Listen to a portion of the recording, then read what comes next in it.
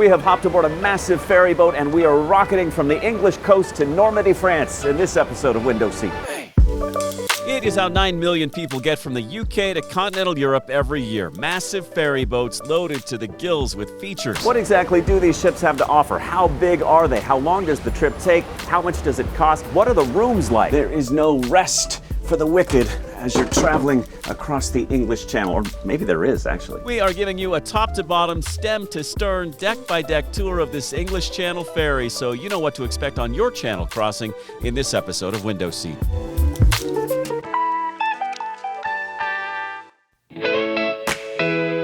Our day starts in southern England, the port city of Portsmouth, UK, one of the busiest ports in the country. Here at the ferry terminal, on board a tour bus, we line up in the long queue of vehicles of all shapes and sizes, ready to board a Brittany ferry boat, destination Caen, France. This is an especially busy channel crossing because it's taking place right before the 80th anniversary of D-Day in June 2024, and a slew of World War II reenactors are boarding with their old military trucks and memorabilia, trying to get to the beaches of Normandy in time for the festivities.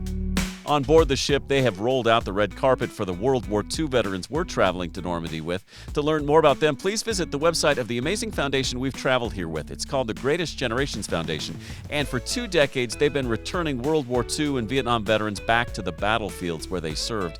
And on this crossing, they have brought along several D-Day survivors. And as you can imagine, all of the passengers on board are thrilled to hear their firsthand stories of what it was like to cross these very waters bound for war 80 years ago. What a treat for everyone involved. Seems fitting then that the ship we're traveling aboard is the Brittany Ferries ship Normandie, a 32-year-old vessel that isn't showing her age at all. She's in great shape, well maintained, and ready to take on the waters of the Channel. As we pull out of the port, a gorgeous view of Portsmouth comes into view. We can see the city's historic buildings with a touch of the modern too. That's the Spinnaker Tower, a sail-shaped tourist attraction that dominates the skyline. We'll put a link to that in the description below.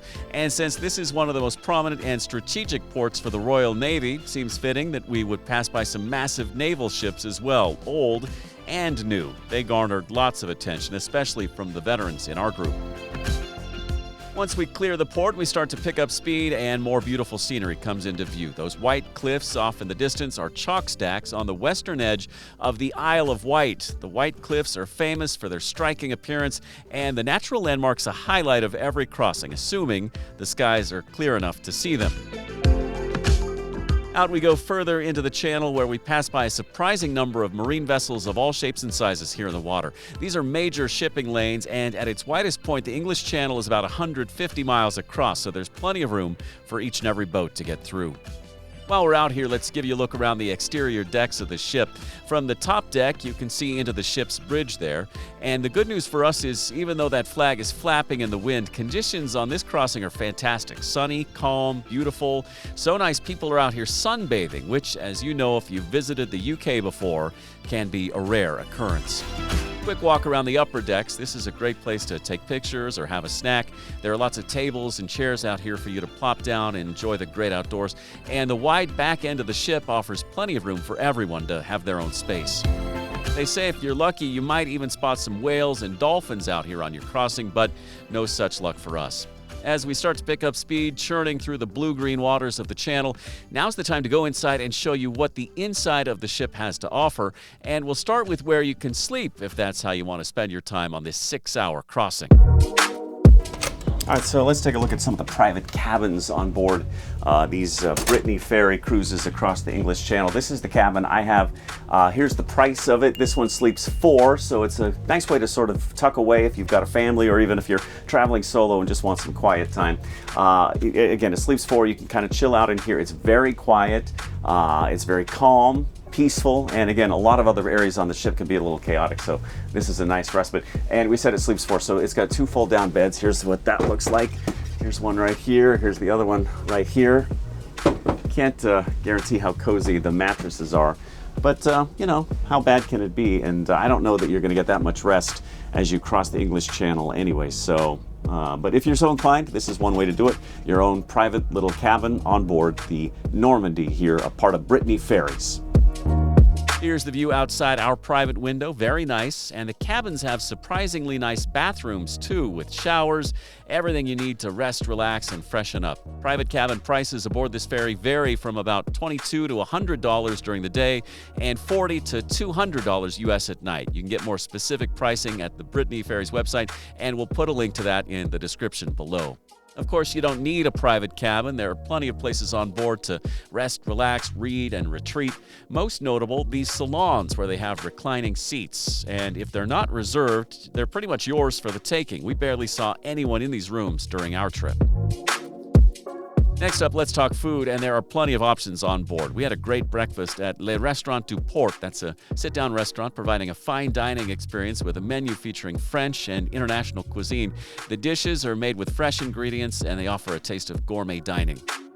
There's also Le Café du Festival, a more casual dining option, ideal for quick meals and snacks, serves a variety of sandwiches, pastries, hot beverages. Then there's this snack bar by the rear of the ship. Lots of options here, including some great-looking pastries. Look at this tart. Doesn't get much more French than this.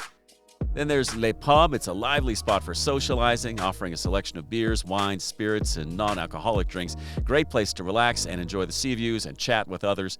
And Le Bar. It's located on the upper deck with stunning panoramas of the sea. Perfect spot for a cocktail and a glass of wine.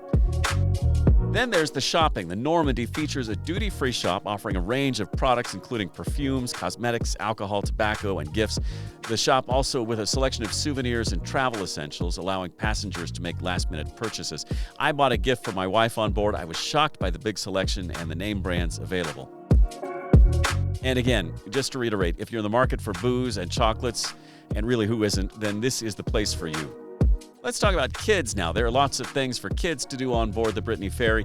There's the Explorers Kids Club. It's a dedicated children's play area. We won't show you too much inside here because we don't want to identify any of the kids on board. But there's lots to do for kiddos. There's also an arcade right here and a movie cinema showing first-run movies for a small fee during the trip. If you prefer to use your own device, there's Wi-Fi available on board, allowing passengers to stay connected during the crossing. First 20 minutes are free, and then they offer packages after that, ranging in price from $5 to $20 US, and you can even stream videos with that most expensive package. And for your pets, the ship is pet friendly with designated areas for pet exercise and relief. Important reminders, you will not be alone on your crossing. This ship holds about 2,100 passengers and 130 crew members, and it has room for about 600 vehicles. They stuff this thing full, but they make it comfortable, it's clean, and it is a pretty great way to cross the English Channel. And before you know it, if you look off into the distance, you can start to see the beaches of Normandie, France. The 6-hour crossing nearly complete. And the time goes by faster than you'd expect. But just like a passenger seated at the back of an airplane, you gotta wait your turn to get off this ship. It is a well-choreographed dance, disembarking all those people and all those vehicles as they finally arrive on the European continent. But if you've done it right, you'll arrive rested, revitalized, and raring to go after an unforgettable trip aboard a really big boat.